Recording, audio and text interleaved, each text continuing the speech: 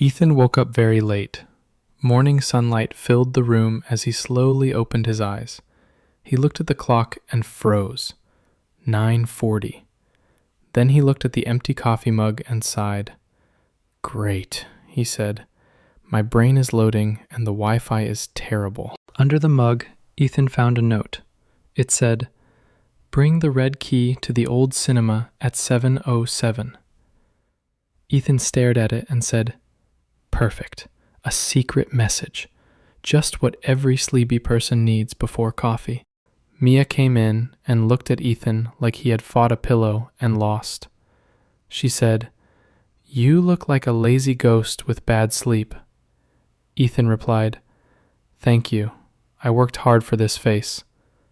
They followed the paper tickets down the street. Ethan said, "If this is a prank, I want to know who is making me walk for free." Mia laughed so hard she almost dropped the note. At the bus stop, Leo looked at Ethan and said, "You are late." Ethan blinked. "Sir, I wake up late as a hobby." Leo only smiled and handed him the red key box. The old cinema stood there like it had been waiting for them for years. Ethan whispered, "This place looks like it still remembers the last movie." Mia said, "And probably the last 10,000 dust particles." The lobby was empty. Too empty. Ethan said, "I do not like places that are this quiet. It feels like the walls are listening." Mia answered, "Then stop saying weird things to the walls." Before Ethan touched anything, the projector turned on by itself. On the screen appeared a small child standing in the same cinema. Ethan whispered, "That is not creepy at all, not even a little." Mia found a poster that moved when the wind hit it. Behind it was a narrow stairway. Ethan said, "Of course there is a secret staircase. Normal doors are not dramatic enough." They went down slowly. Every step made a small sound.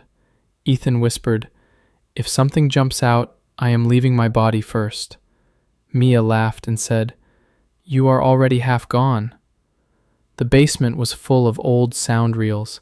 Every box had a label. Ethan read one and said, "First laugh?"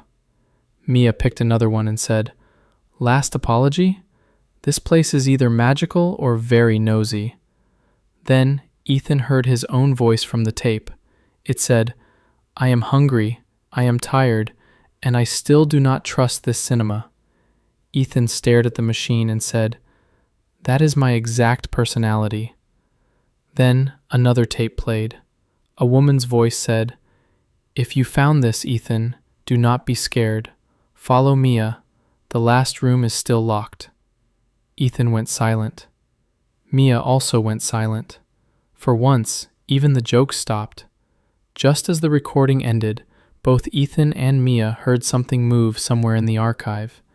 It was a small sound, but in a place this quiet, it felt much louder. Mia slowly lifted her flashlight. The beam reached the far shelves, and for a brief second, they both saw a shadow move. Ethan whispered, "Please tell me that is a rat with a very long career." Mia stared into the darkness and said, "That is definitely not a rat." The moment the shadow moved, Ethan and Mia ran. Neither of them waited to find out who or what it was. They ran through the corridor. Ethan shouted that mystery buildings never came with snacks. Mia didn't even look back. Her answer was simple: run first, complain later. The corridor ended at a metal door. Behind it was a room neither of them expected. Projectors, monitors, reels, switches. It looked like someone had been secretly running the cinema all along. The shadow was Leo. Not a ghost, not a monster, just the old projectionist. Ethan stared at him and said he could have simply sent a text message.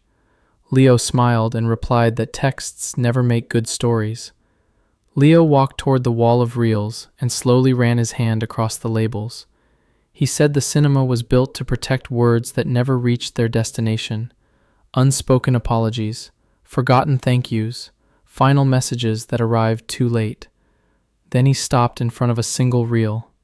He looked at Ethan and quietly said, "Your mother left this for you many years ago." For the first time since entering the cinema, Ethan had no joke ready. With careful hands, Ethan removed the reel from the archive wall. For years it had waited in silence. Now it was finally in front of him. He placed it into the player. The machine hummed softly, and then a familiar voice spoke. "If you are hearing this, it means you are ready." Ethan swallowed hard. Even Mia suddenly felt nervous. The screen flickered to life. A woman appeared, sitting inside the cinema years before it was abandoned. It was Ethan's mother. She looked into the camera and began to speak. Ethan stared at the screen without blinking. Leo looked around the room and said, "The cinema was never meant to save movies. It was built to save voices, words people were afraid to lose, final messages, forgotten apologies, last chances." When Ethan's mother realized the truth might disappear with her, she left one final recording here. She trusted that one day Ethan would find it.